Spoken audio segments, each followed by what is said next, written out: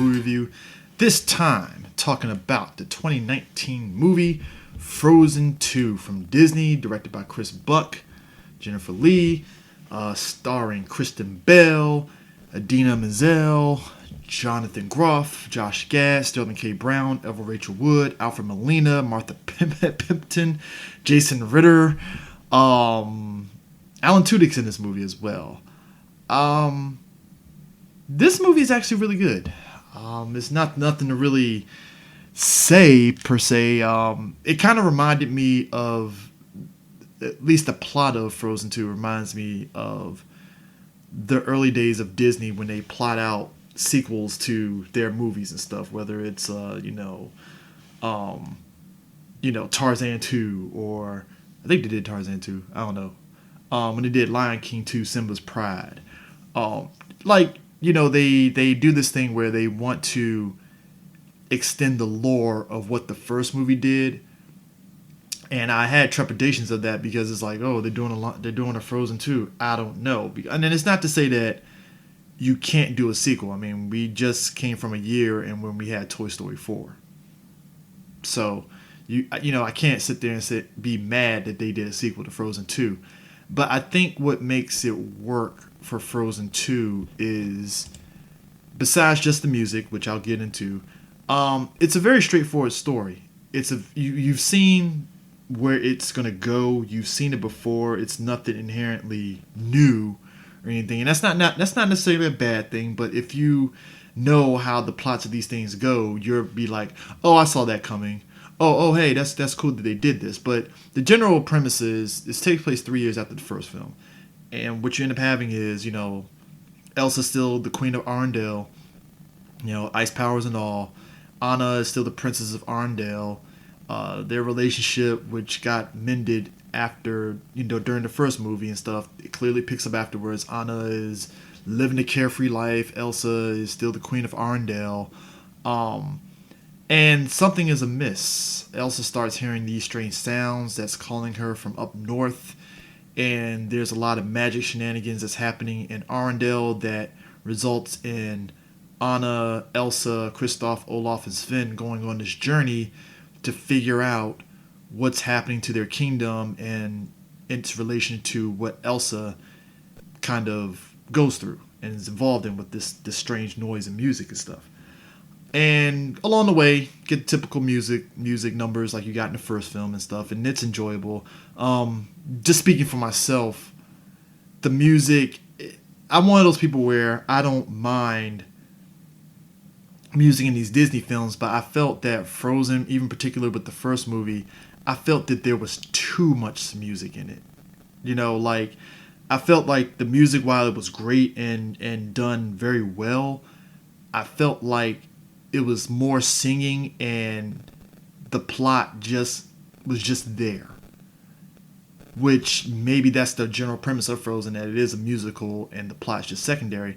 But I think in this movie, while there is a lot of singing and stuff, I'm one of those people that's like, hey, I'm fine with the singing. It doesn't bother me, but like, your miles are going to vary if you really enjoy this and stuff. I'm pretty sure the kids are going to love it and stuff. Like I said, I enjoyed it for the most part, but I'm one of those people that's like, yo, just get straight to the plot. Can we move it along, And it felt like every twist and turn, it's like, oh, it's another musical number. No, there's another musical number. Oh, it's another musical number. And like I said, it's one of those things where I feel like I'm the old man that's yelling at the clouds, like, why the music and stuff. But kids are gonna love it, and the theater I was at, there was a lot of kids there, and they ate it up and stuff. I think more than anything, with that subplot, we also get a little bit more, as I said, into the nitty gritty in regards to Elsa and Anna's parents and stuff, and how that relates to their journey and stuff. And that whole subplot was very good. There are certain moments where you knew it was coming, and there were other moments where you're like, oh, I didn't see that coming. I totally didn't see that twist and stuff. The biggest thing though that really stuck out to me is the movie's portrayal of the indigenous tribe, the Northuldra, the North Foldra tribe. They're an indigenous tribe that have a sort of connection to Arendelle in a way. And what I like about this, the way that they treated the indigenous tribe in this film, is that they treated them like people.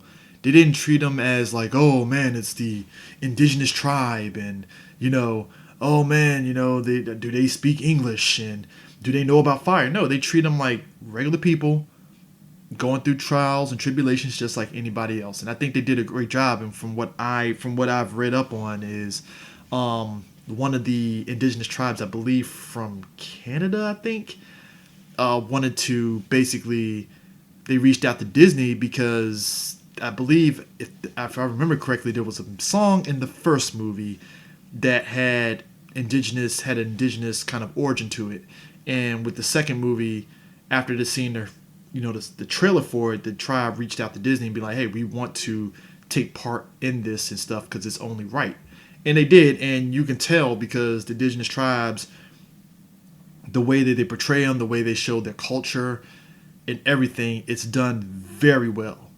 And I think that's kind of a big thing if you really are the type of person that can really appreciate that attention to detail, so to speak. And I thought that was actually great because I had a worry of, oh, they coming upon a indigenous tribe. I wonder how they're going to do that. And they do it very well. It's not in a typical way that you think it would be. It ain't some dancing with wolves nonsense. It's like, no, this indigenous tribes have agency in this film and they're capable in everything. And like I said, for me, I'm not even BSing. I thought that was great. I thought it was phenomenal and it worked.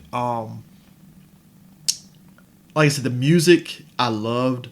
There's a moment where Kristoff and his reindeer Sven have a musical moment that's like reminiscent of an 80s power ballad. And like I said, it as much as I might have had an issue with the music of the film in terms of just being a lot, I can still say that it was done very well and it was very enjoyable. And particularly that song with Kristoff and Sven was great because it had the very 80s power ballad vibe to it and stuff, and it made you like, yo, I like this song. So I can at least say that as much as I might have rolled my eyes at a lot of things with the music, it's still, at least there was something there that I can at least take away from it. Like, oh, that was actually fun. That was a fun. I tapped my feet to it. It was great. The characters, I would shout out to the writing team. They stayed consistent with what they were from the first movie. From the Queen and King, Anna and Anna's parent, Elsa and Anna's parents, and right down to the side characters. Sterling K. Brown playing Lieutenant Mateus, who was lieutenant for Arundel's army and stuff. He's done very well. All the characters have moments in this film. Even Olaf, who is great. Josh Gad does a great job as Olaf. He's great. He's phenomenal and stuff. The movie overall, it's a fun time. I think kids are going to enjoy it. They're going to love it. It definitely does a great job of carrying over the things from the first film that worked while also tweaking it and such. And I would say the story, at least in this one, I would say is a bit more engaging and it felt more personal, which I think worked overall.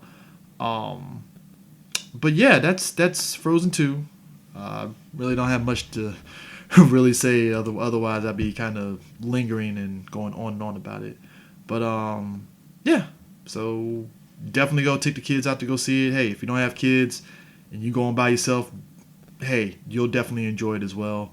So with that in mind, Frozen 2 is a must see. Definitely go check it out. Catch you on the flip side. Peace out.